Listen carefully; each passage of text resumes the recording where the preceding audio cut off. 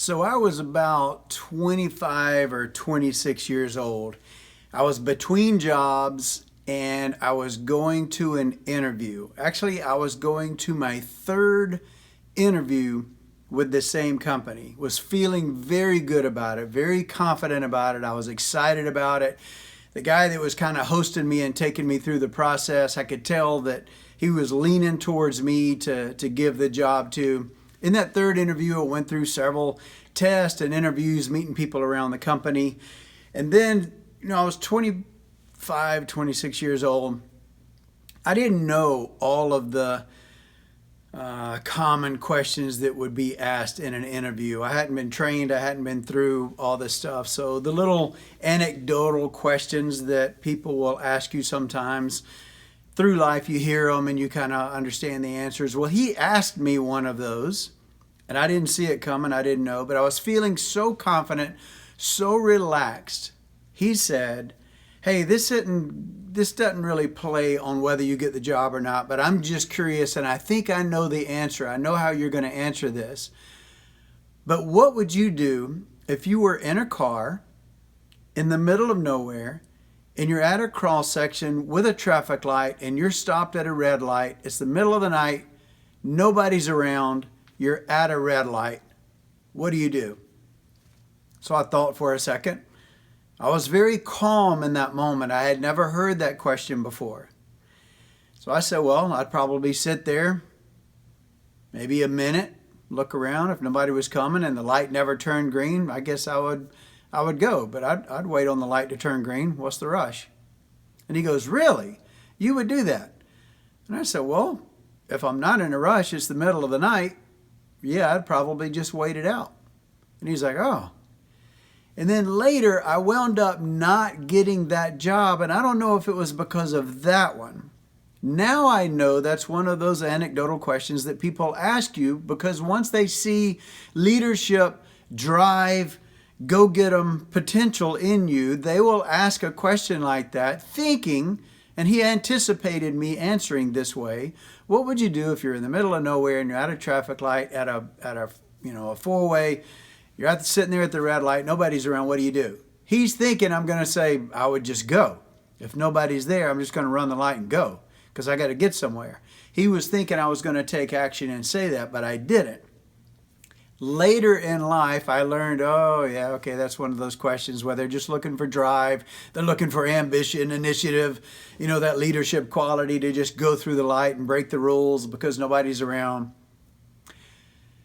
Later in life, I look back on that question because when you go through life and you see people in their careers, they start families, they start being a dad, and now they've got responsibilities, they've got kids, and they've got to balance. They have to balance their marriage with their work, with their parenting, among other things. Those are big three. And not many people can juggle those well. And you see people later as their kids start growing up that some families are real close together and their kids are well behaved and they grow up and be, productive parts of society. Go to college, they're responsible, they start families. I'm blessed to have one of those families. Others of my friends, not so much. Some of my friends dove so much into work that they neglected their families, they neglected their marriages. Now they're in broken marriages or either divorced or miserable. Their kids are wayward. Their kids are either still living at home or just totally not doing well at all. All that, the whole time, this is probably a 25-year process in my life that I'm giving to you in a few minutes. Looking back on that question that I was asked, and I thought I got it wrong. In the moment, I thought I got it right. Sitting there, I'll wait it out. What's the rush? I'll wait till the light turns red, and I'll go. Wait till the light turns green, and then I'll go. And he was thinking, no, you got to go. You're a leader. Take charge, take initiative, go. And I thought, oh, crap, I missed that. And then you hear that question, it's like, oh, well, you should have answered, you just go because nobody's around. And they love that initiative. They love that go get them. So you answered it wrong. Knowing what I know now, I answered it right. Because I would take my time. I wasn't working. It wasn't a work situation. It wasn't a leadership situation. Maybe the answer is to slow down, to stop, to play by the rules, to not be in a rush, to not fly through life, to not try to neglect things that are important in your life. So maybe I got that question right, and I didn't even realize why I got it right. I didn't even realize that was something in myself that would apply later. So I wanted to share that little lesson with you, that if you've ever heard that question before in a work situation, yeah, the right answer might be just go. Nobody's looking. Run the light. Just go. Do your thing. Show that initiative. Show that leadership. Show that drive. Go get them, right? Take charge. But in a non-work situation, the right answer is just wait it out. Maybe I need to stop there at that traffic light and pray. Maybe I needed to just stop and think. Maybe I needed to stop and look around. Maybe there was somebody on the side of the road that was hurt, and I would have never seen them had I not stopped and looked around at the situation. So in life, when you do start your family, you get married, and you really pour yourself into that commitment, that relationship. And you get a job, you get a career, and you got drive, and you got dreams and ambition, and you want to go and just take charge and just do and go, right? Don't neglect your marriage because of it. Then when you become a parent and you've got kids, they're little at first. They still need your time. They need your attention. They need hugs and loves and tucks in the bed and all that. You're thinking, oh, I'm going to, my kids are young. I'm going to drive and I'm going to really work hard. I'm going to get up early. I'm going to come home late. I'm going to stay at work late. When I'm home, I'm going to be on my computer doing things, making things happen because I'm a go-getter. I got my side hustle going on. I got this dream. If I want to be something big, this is what I have to do. Well, let me tell you, balance in life and happiness in life, a happy marriage, happy kids, productive kids, when they grow up and they pattern after you and they get marriages that are solid and they get parenting roles that are solid and they know what to do to give back and pour back into their kids, that means more than any career, any paycheck could ever give you. Several of my friends are in big, giant houses, beautiful neighborhoods. They travel all the time. They've got money. They dress nice. They've got fantastic cars. But you know what? They're miserable. They're miserable because their marriages aren't great. Their kids have never grown up. Their kids are older, their kids are in their 20s, but they never grew up because they never really had a dad in their house. They never really had a parent there, a true parent in the house to give them time. There is nothing that can replace the time that you can sacrifice from your drive and from your work to give to your marriage and give to your kids.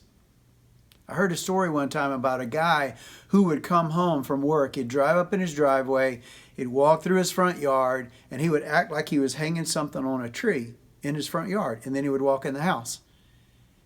And his wife asked him, why every day when you get home from work do you act like you're hanging something on the tree out front? And then you come inside. And he said, well, I'm hanging up my work. That's my work coat. So he imagined himself taking his work off and hanging it on the tree, going in the house so that he would be a husband and he would be a dad. He would not be a worker. He would not be a career-driven person who's going to submerge himself into his computer or his work and sacrifice the relationship with his wife, sacrifice the good times, the memories, the love, the hugs, that precious time that you'll never get back with your kids. He didn't want to sacrifice that. So I kind of played that role. Now, I never got out of my car and act like I hung something up on a tree, but I would leave my work at work, especially when my kids were growing up, especially when my marriage was young. I would leave work at work. I wanted family to be family time. And now I'm reaping the benefits. I've got a great marriage and I've got 3 beautiful daughters who are happily married, starting families of their own.